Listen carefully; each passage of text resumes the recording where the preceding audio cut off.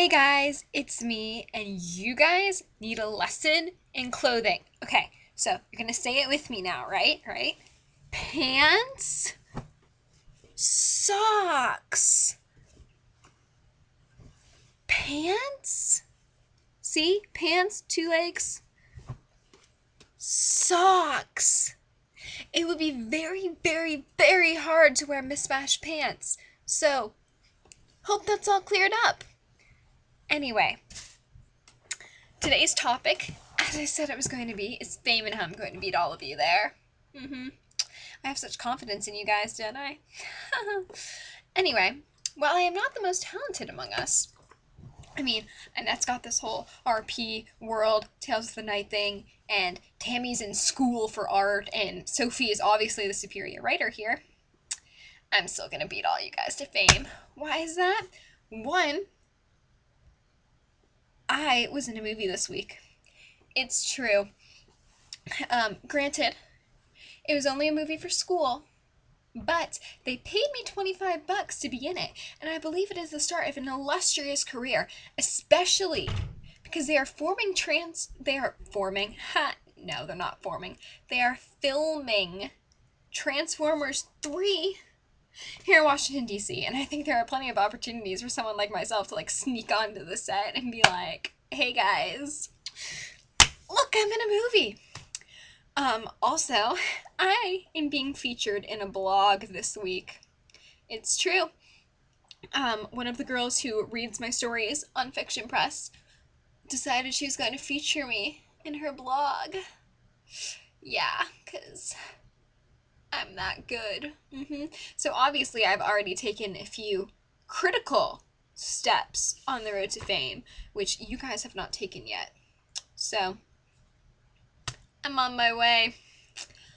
Anyway, here it is. Leviathan.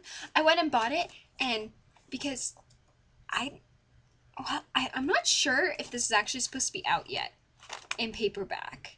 I'm actually gonna check that, right now. But it cost, because it is in paperback, it cost me about half as much as I thought it was going to.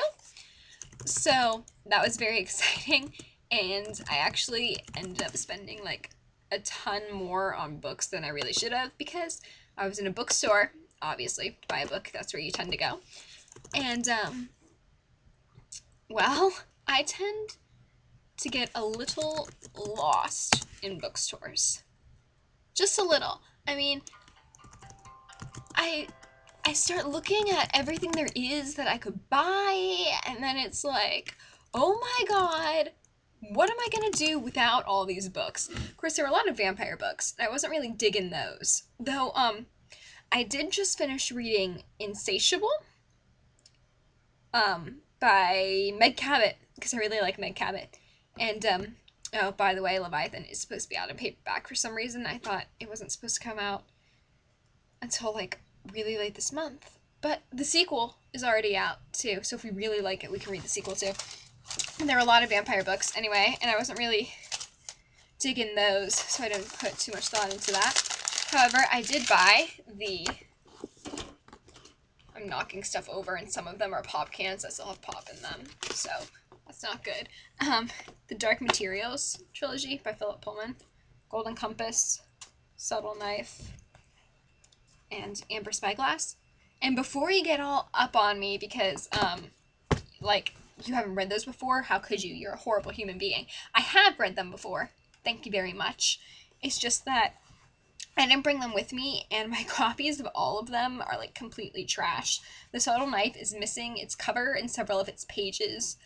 No, the Golden Compass is missing its cover and several of its pages. Zeus, my dog, my German Shepherd, Zeus, he ate my copy, I don't even know what that is, my copy of the Subtle Knife. So, I didn't have that either, and I spilled hot chocolate all over my copy of the Amber Spyglass. But see, that means that I've taken those books with me through thick and thin, and they have seen a lot, which means I obviously love them. And then the other book I bought is Saving Juliet. I haven't read this yet. It's not like The Dark Materials where I read them and then I bought them and then I bought them again. But I really like Shakespeare. I've said that before. And it's just been like a Romeo and Juliet like extravaganza around here. Not on purpose, but because I work for public safety, when we use the walkie-talkies, we always use alpha codes for the letters of the alphabet, and J is Juliet and R is Romeo. So if you're like reading off a license plate and it's like BRJ, it'd be Bravo Romeo Juliet, and then the numbers, whatever they may be. And then we were watching a documentary in Italian, and they went to Verona, and they were talking about people always asking which, like, villa belonged to the Montagues and which to the Capulets, and where was the balcony where Romeo first saw what light through yonder window breaks, even though Shakespeare was fiction, not real, so those people who were stupid. But anyway, I was like, Romeo and Juliet, and then I remembered that there was this book called Saving Juliet, and I wanted to read it. So I'll read you the back here so you can know what it's about. It says, "Two Juliets, both alike in desperation. Mimi Wallingford, of the famous Wallingford actors, wishes to be anywhere but on stage for the final performance of Romeo and Juliet. Acting isn't for her, even if her family's future relies on it.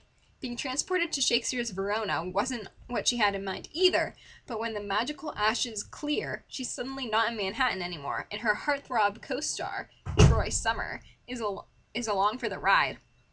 After Mimi befriends the real Juliet Capulet, she just can't allow the play to reach the tragic end that she and Troy have acted out countless times before. But if Saving Juliet means changing the greatest love story of all time, will Mimi and Troy ever make it back to Broadway?" Which I guess this kind of relies on the principle that Romeo and Juliet was reality and not fiction. But since being a reader involves the willful suspension of disbelief, I guess I'm okay with that. Anyway, so I'm going to read this and those, and I'm going to read this, and I'm probably going to attack it with blue highlighter. Not like whole pages, but if there's like a quote or something I really like, I'll probably highlight it in blue. And guys, check it out. It's got pictures. I know how to pick a winner. It's very exciting. Anyway, I think that's all I was going to say today. So, I will talk to you guys soon. Oh, wait. I did plot out the route for the book. So you guys are going to have to let me know if you're all cool with this. But since I have it, obviously, and I said I'm going to send it to Sophie first. And I was thinking Sophie can send it to Clarissa in South Africa. And Clarissa can send it to Hannah in England, who can send it to Annette in Norway, who can send it to Vil in Sweden. You're in Sweden, right, Vil? Am I pronouncing your name right? Oh my god, I'm so sorry if I'm not. That would be horrible. Yeah, I hope I said that right. You can then send it to Tammy in Israel. And I think I got everyone. I think that was off the top of my head. Let me think. Yeah, it sounds pretty good. But if anyone has any problems with that route, like if you'd rather send it to someone else, let me know. But anyway, it's going to New Zealand first, so we have some time to figure that out.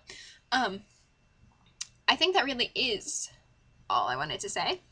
I broke my lamp, which is why the light in here is so crappy. Do you guys like seeing my wall grow, by the way? There's a few new things up there. But yeah. So, I will talk to you guys later. Enjoy your lives. Bye! Where's my mouse? Bye.